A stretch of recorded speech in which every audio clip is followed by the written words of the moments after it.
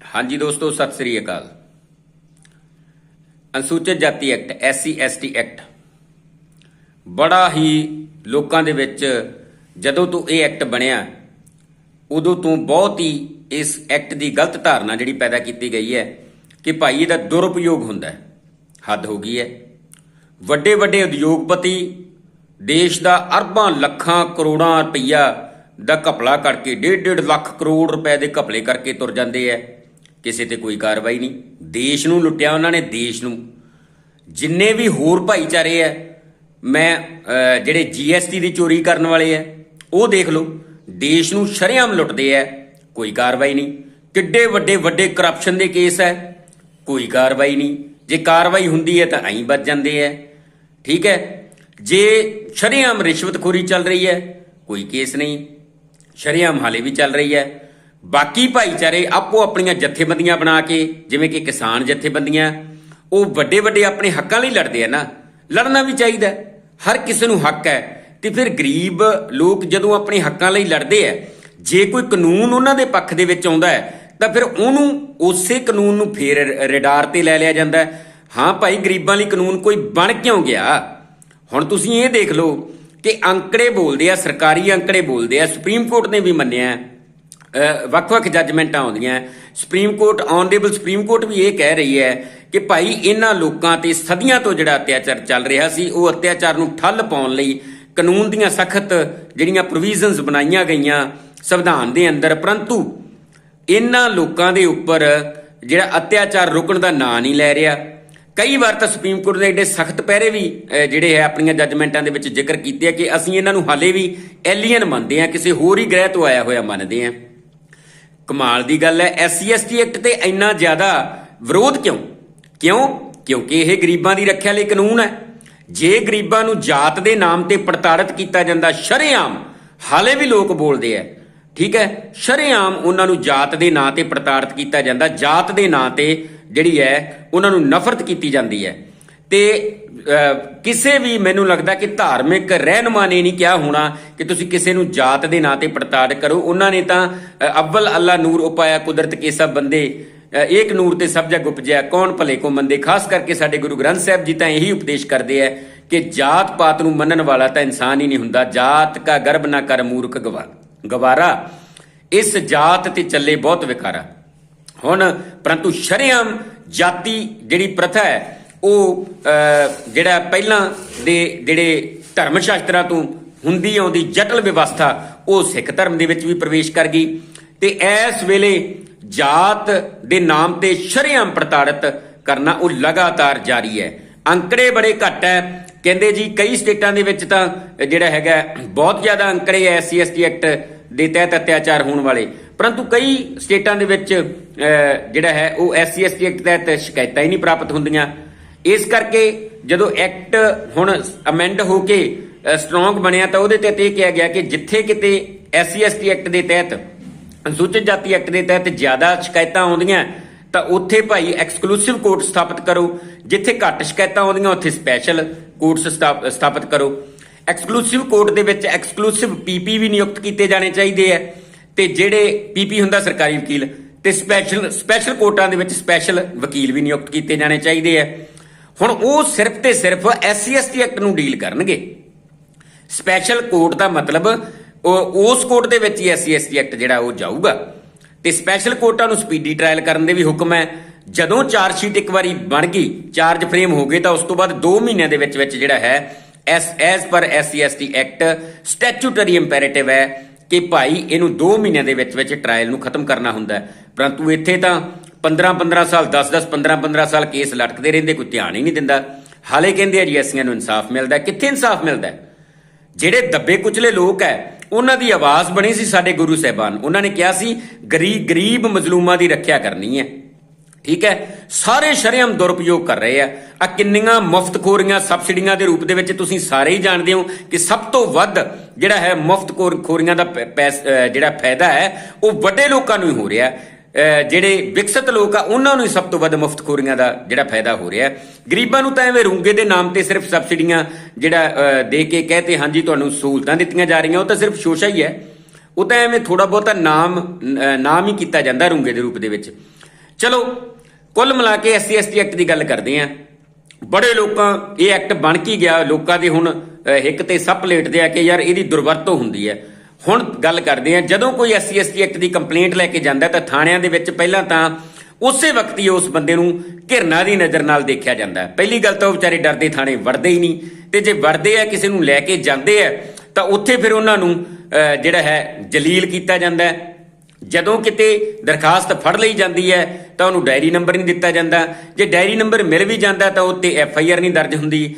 ਜਦੋਂ ਕਿ ਇਹ ਕਲੀਅਰ ਕੱਟ ਲਿਖਿਆ ਕਿ ਜਦੋਂ ਇਸ ਐਕਟ ਦੇ ਤਹਿਤ ਕੋਈ ਦਰਖਾਸਤ ਆਉਂਦੀ ਹੈ ਤਾਂ ਤੁਰੰਤ ਜਿਹੜਾ ਹੈ ਸਟੇਸ਼ਨ ਹੈੱਡ ਆਫੀਸਰ ਦੀ ਡਿਊਟੀ ਬਣਦੀ ਹੈ ਕਿ ਉਹਦੇ ਤੇ FIR ਦਰਜ ਕੀਤੀ ਜਾਵੇ, ਤੁਰੰਤ, ਫੋਰਥਵਿਦ, ਇਮੀਡੀਏਟਲੀ। ਪਰੰਤੂ ਕਿੱਥੇ ਦਰਜ ਹੁੰਦੀ ਹੈ?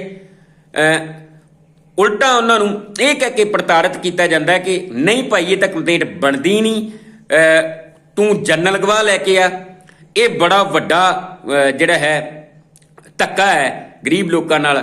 ਪਹਿਲਾਂ ਤਾਂ ਉਹਨਾਂ ਨੂੰ ਜਲੀਲ ਕੀਤਾ ਜਾਂਦਾ, ਫਿਰ ਦਬਕੇ ਮਾਰੇ ਜਾਂਦੇ, ਫਿਰ ਉਹਨੂੰ ਕਹਿੰਦੇ ਜਨਰਲ ਗਵਾਹ ਲੈ ਕੇ ਆ। ਕਿੱਥੇ ਲਿਖਿਆ ਜਨਰਲ ਗਵਾਹ ਲੈ ਕੇ ਆ?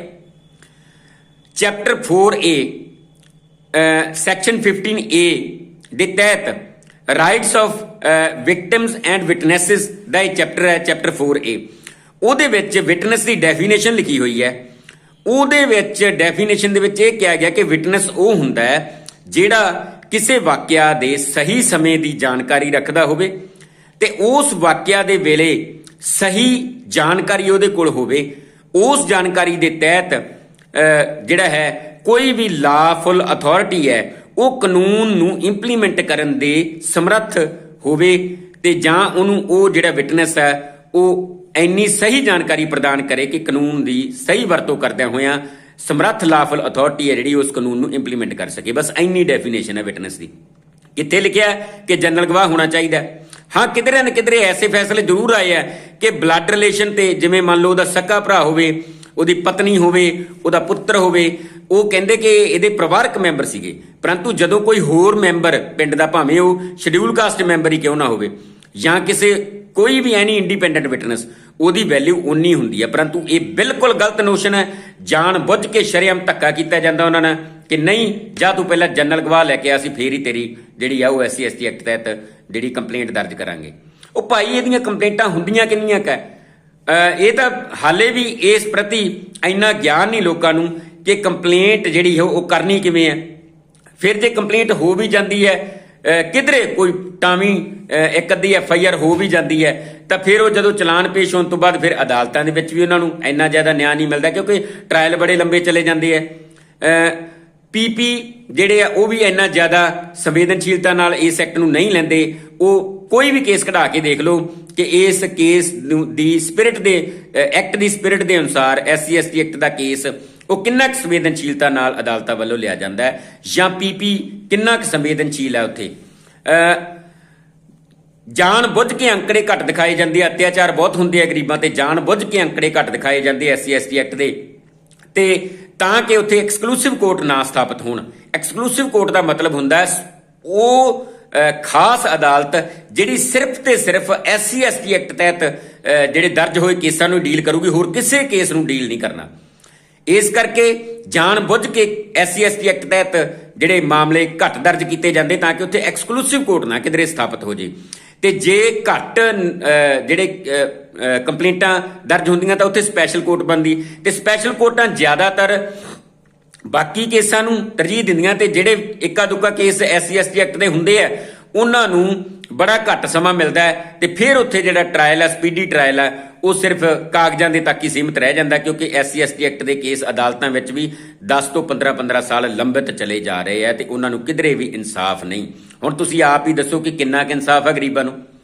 ਉਹ ਭਾਈ ਗਰੀਬਾਂ ਦੀ ਆਵਾਜ਼ ਬਣਨਾ ਸੂਰਮਗਤੀ ਦਾ ਕੰਮ ਹੈ। ਉਹ ਕੀਤਾ ਸੀ ਸਾਡੇ ਗੁਰੂ ਸਾਹਿਬਾਨਾਂ ਨੇ, ਉਹ ਕੀਤਾ ਸੀ ਭਾਰਤ ਰਤਨ ਭੀਮ ਰਾਓ ਡਾਕਟਰ ਅੰਬੇਦਕਰ ਜੀ ਨੇ। ਖੁਦ ਰਾਸ਼ਟਰਪਿਤਾ ਜਿਹਨੂੰ ਕਹਿੰਦੇ ਅਸੀਂ ਮਹਾਤਮਾ ਗਾਂਧੀ ਨੇ ਇਹ ਕਿਹਾ ਸੀ ਕਿ ਪਹਿਲੀ ਗੱਲ ਤਾਂ ਮੈਂ ਦੁਬਾਰਾ ਜਨਮ ਲੈਣਾ ਨਹੀਂ ਚਾਹੁੰਦਾ, ਤੇ ਜੇ ਮੈਂ ਦੁਬਾਰਾ ਜਨਮ ਲਿਆ ਤਾਂ ਉਹ ਕਹਿੰਦਾ ਸੀ ਮੈਂ ਹਰੀਜਨ ਬਣ ਕੇ ਜਨਮ ਲੈਣਾ ਚਾਹਣਾ ਤਾਂ ਕਿ ਮੈਂ ਲਗਾਤਾਰ ਗਰੀਬਾਂ ਵਾਸਤੇ ਸੰਘਰਸ਼ ਕਰਕੇ ਆਪਣਾ ਜਨਮ ਸਫਲ ਕਰ ਸਕਾਂ। ਇਹ ਸੀ ਜਿਹੜੇ ਮਹਾਨ ਲੋਕ ਹੁੰਦੇ ਆ ਉਹਨਾਂ ਦੀਆਂ ਸਪਿਰਿਟ। ਕੁੱਲ ਮਿਲਾ ਕੇ ਮੈਂ ਇਹ ਕਹੂੰਗਾ ਕਿ ਜੇ ਸਹੀ ਅਰਥਾਂ ਦੇ ਵਿੱਚ ਜੇ ਕਿਸੇ ਨੇ ਆਪਣਾ ਜੀਵਨ ਸਫਲਾ ਕੀਤਾ, ਸਾਡੇ ਗੁਰੂ ਸਾਹਿਬਾਨ ਤਾਂ ਚਲੋ ਉਹ ਤਾਂ ਅਟਲ ਜੋਤ ਸੀ, ਉਹਨਾਂ ਨੇ ਤਾਂ ਜਿਹੜਾ ਹੈ ਉਹ ਤਾਂ ਸਰਬ ਆਲਮ ਲਈ ਜਿਹੜੇ ਹੈ ਉਹ ਉਹਨਾਂ ਦੀ ਉਪਦੇਸ਼ ਜਿਹੜਾ ਹੈ ਉਹ ਅਨਮੋਲ ਸੀ। ਪਰੰਤੂ ਜੇ ਇਨਸਾਨ ਦੇ ਰੂਪ ਦੇ ਵਿੱਚ ਵੱਡੇ ਮਹਾਤਮਾ ਦੇ ਰੂਪ ਦੇ ਵਿੱਚ ਕੋਈ ਉੱਭਰਿਆ ਤਾਂ ਉਹ ਸੀ ਭਾਰਤ ਰਤਨ ਬਾਬਾ ਸਾਹਿਬ ਭੀਮ ਰਾਓ ਅੰਬੇਦਕਰ, ਜਿਨ੍ਹਾਂ ਨੇ ਇਸ ਜਾਤ ਪਾਤ ਦਾ ਬੀਜ ਨਾਸ਼ ਕਰਨ ਦੇ ਲਈ ਆਪਣਾ ਸਾਰਾ ਜਨਮ ਜਿਹੜਾ ਉਹ ਲੇਖੇ ਲਗਾ ਦਿੱਤਾ ਤੇ ਸਖਤ ਕਾਨੂੰਨ ਜਿਹੜੇ ਉਹ ਜਾਤ ਪਾਤ ਤੇ ਛੂਆ ਛੂਤ ਦਾ ਖਾਤਮਾ ਕਰਨ ਲਈ ਹੋਂਦ ਵਿੱਚ ਲੈ ਕੇ ਆਂਦੇ। ਪਰੰਤੂ ਇਹਨਾਂ ਕਾਨੂੰਨਾਂ ਦੀ ਸਪਿਰਿਟ ਦੇ ਅਨੁਸਾਰ ਇਹਨਾਂ ਨੂੰ ਲਾਗੂ ਹੀ ਨਹੀਂ ਕੀਤਾ ਜਾਂਦਾ। ਮੈਂ ਫੇਰ ਕਹਿਣਾ ਕਿ ਜੇ ਕਿਸੇ ਨੂੰ SC/ST ਐਕਟ ਤਹਿਤ ਪੂਰਨ ਜਾਣਕਾਰੀ ਦੀ ਜ਼ਰੂਰਤ ਹੈ ਤਾਂ ਉਹ SC/ST ਐਕਟ ਅਮੈਂਡਡ ਐਕਟ ਉਹਨੂੰ ਚੰਗੀ ਤਰ੍ਹਾਂ ਪੂਰਾ ਧਿਆਨ ਨਾਲ ਪੜ੍ਹਨ ਤੇ ਫੇਰ ਹੀ ਉਹ ਇਸ ਐਕਟ ਤਹਿਤ ਜਿਹੜਾ ਹੈ ਉਹ ਕੇਸ ਦਰਜ ਕਰਾਉਣ। ਹਾਂ, ਇੰਨਾ ਜ਼ਰੂਰ ਮੈਂ ਕਹਿਣਾ ਚਾਹਣਾ ਕਿ ਕਿਧਰੇ ਰਾਜਨੀਤੀ ਦਾ ਸ਼ਿਕਾਰ ਹੋ ਕੇ ਕਿਸੇ ਦੇ ਹੱਥ ਠੋਕੇ ਬਣ ਕੇ ਗਲਤ ਜਿਹੜਾ ਕੇਸ ਨਾ ਦਰਜ ਕਰਾਓ, ਕਿਸੇ ਦੇ ਪਪਟਸ ਬਣ ਕੇ, ਕਿਸੇ ਦੀਆਂ ਪੁਤਲੀਆਂ ਬਣ ਕੇ ਕਿਸੇ ਦੇ ਹੱਥਾਂ ਵਿੱਚ ਨਾ ਨੱਚੋ। ਜੇ ਤੁਹਾਡੇ ਤੇ ਜ਼ੁਲਮ ਹੋਇਆ ਤਾਂ ਹੀ ਜਿਹੜਾ ਹੈਗਾ ਇਸ ਐਕਟ ਤਹਿਤ ਕਾਰਵਾਈ ਅਮਲ ਵਿੱਚ ਲਿਆਂਦੀ ਜਾਣੀ ਚਾਹੀਦੀ ਹੈ। ਅਦਰਵਾਈਜ਼ ਰਾਜਨੀਤਿਕ ਪੁਤਲੇ ਬਣ ਕੇ ਜਾਂ ਮੈਂ ਕਹੂੰਗਾ ਕਿ ਉਹਨਾਂ ਦੇ ਹੱਥਾਂ ਦੇ ਖਿਡੌਣੇ ਬਣ ਕੇ ਨਾ ਖੇਡੋ, ਜਿਹੜੇ ਆਪਣਾ ਰਾਜਨੀਤਿਕ ਲਾਹਾ ਲੈਣ ਦੇ ਲਈ ਤੁਹਾਡੇ ਮੋਢਿਆਂ ਤੇ ਰੱਖ ਕੇ ਚਲਾਉਂਦੇ ਆ। ਇਹਨਾਂ ਚੀਜ਼ਾਂ ਤੋਂ ਬਚੋ। ਕਿਸੇ ਤੇ ਵੀ ਨਜਾਇਜ਼ ਕਾਰਵਾਈ ਵੀ ਨਹੀਂ ਹੋਣੀ ਚਾਹੀਦੀ, ਪਰੰਤੂ ਜਾਇਜ਼ ਕਾਰਵਾਈ ਜ਼ਰੂਰੀ ਹੈ, ਉਹ ਹੋਣੀ ਚਾਹੀਦੀ ਹੈ। ਇਸ ਕਰਕੇ ਵੱਧ ਤੋਂ ਵੱਧ ਇਸ ਵੀਡੀਓ ਨੂੰ ਸ਼ੇਅਰ ਕਰੋ। ਕਿਧਰੇ ਵੀ SC/ST ਐਕਟ ਤਹਿਤ ਕਿਸੇ ਜਨਰਲ ਗਵਾਹ ਦੀ ਲੋੜ ਨਹੀਂ। ਜੇ ਕੋਈ ਅਥਾਰਟੀ ਤੁਹਾਨੂੰ ਇਹ ਕਹਿੰਦੀ ਹੈ ਤਾਂ ਉਹਨੂੰ ਕਹੋ ਜੀ ਸਾਨੂੰ ਲਿਖਤੀ ਰੂਪ ਦੇ ਵਿੱਚ ਇਹ ਹਦਾਇਤ ਕਰੋ ਕਿ ਜਨਰਲ ਗਵਾਹ ਲੈ ਕੇ ਆਓ, ਤੇ ਫਿਰ ਦੇਖੋ ਉਸ ਅਥਾਰਟੀ ਤੇ ਵੀ ਕਾਰਵਾਈ ਹੁੰਦੀ ਹੈ ਕਿ ਨਹੀਂ ਹੁੰਦੀ। ਕਿਉਂਕਿ ਐਕਟ ਦੇ ਵਿੱਚ ਸੈਕਸ਼ਨ 4 ਜਿਹੜਾ ਕਿ ਹੁਣ ਅਮੈਂਡਡ ਐਕਟ ਦੇ ਵਿੱਚ ਸੈਕਸ਼ਨ 5 ਬਣ ਚੁੱਕਿਆ, ਉਹਦੇ ਤਹਿਤ ਨੈਗਲੈਕਟ ਆਫ ਡਿਊਟੀਜ਼ ਦੇ ਤਹਿਤ ਉਸ ਪਬਲਿਕ ਸਰਵੈਂਟ, ਉਸ ਅਫਸਰ ਦੇ ਖਿਲਾਫ ਵੀ ਕਾਰਵਾਈ SC/ST ਐਕਟ ਤਹਿਤ ਹੋਊਗੀ ਜਿਹੜਾ ਤੁਹਾਨੂੰ ਇਹ ਕਹਿੰਦਾ ਕਿ ਲਿਆਓ ਭਾਈ ਜਨਰਲ ਗਵਾਹ, ਜਾਂ ਕਿਸੇ ਹੋਰ ਤਰੀਕੇ ਨਾਲ ਤੁਹਾਨੂੰ ਪ੍ਰਤਾੜਿਤ ਕਰਦਾ ਹੈ, ਜਾਂ ਤੁਹਾਡੀ ਕੀਤੀ ਹੋਈ ਸ਼ਿਕਾਇਤ ਦੇ ਅਨੁਸਾਰ ਉਹ ਸਹੀ ਕਾਰਵਾਈ ਸਮੇਂ ਸਿਰ ਅਮਲ ਵਿੱਚ ਨਹੀਂ ਲਿਆਉਂਦਾ, ਤਾਂ ਉਹਦੇ ਤੇ ਵੀ ਇਹ SC/ST ਐਕਟ ਲੱਗਦਾ ਤੇ ਫਿਰ ਉਹਨੂੰ 6 ਤੋਂ ਲੈ ਕੇ 1 ਸਾਲ ਤੱਕ ਦੀ ਸਜ਼ਾ ਹੁੰਦੀ ਹੈ ਉਸ ਸਰਕਾਰੀ ਅਫਸਰ ਨੂੰ ਵੀ। ਇਸ ਕਰਕੇ ਇਸ ਐਕਟ ਨੂੰ ਕਾਨੂੰਨ ਦੇ ਅਨੁਸਾਰ ਲਾਗੂ ਕਰਨ ਲਈ ਵੱਧ ਤੋਂ ਵੱਧ ਪਹਿਲਾਂ ਇਹਦੀ ਜਾਣਕਾਰੀ ਹਾਸਲ ਕਰੋ, ਫਿਰ ਕੰਪਲੇਂਟ ਕਰੋ, ਯੋਗ ਵਰਤੋਂ ਕਰੋ। ਅਯੋਗ ਵਰਤੋਂ ਮੇਰਾ ਕਹਿਣ ਦਾ ਮਤਲਬ ਕਿ ਕਿਸੇ ਦੇ ਰਾਜਨੀਤਿਕ ਹੱਥਾਂ ਦੇ ਵਿੱਚ ਖੇਡਣ ਦੀ ਬਜਾਏ ਜੇ ਤੁਹਾਡੇ ਤੇ ਅਤਿਆਚਾਰ ਹੋਇਆ ਤਾਂ ਇਹਦੀ ਸਹਿਯੋਗ ਵਰਤੋਂ ਕਰੋ, ਸੁਚੱਜੀ ਵਰਤੋਂ ਕਰੋ ਤੇ ਆਪਣੇ ਹੱਕਾਂ ਲਈ ਜਿਹੜਾ ਹੈ ਉਹ ਜੰਗ ਜਾਰੀ ਰੱਖੋ। ਆਪਣੇ ਹੱਕਾਂ ਲਈ ਲੜਨਾ ਤੁਹਾਡਾ ਕਾਨੂੰਨੀ ਅਧਿਕਾਰ ਹੈ, ਤੁਹਾਡਾ ਕਾਨੂੰਨੀ ਹੱਕ ਹੈ। ਵਾਹਿਗੁਰੂ ਜੀ ਕਾ ਖਾਲਸਾ, ਵਾਹਿਗੁਰੂ ਜੀ ਕੀ ਫਤਿਹ।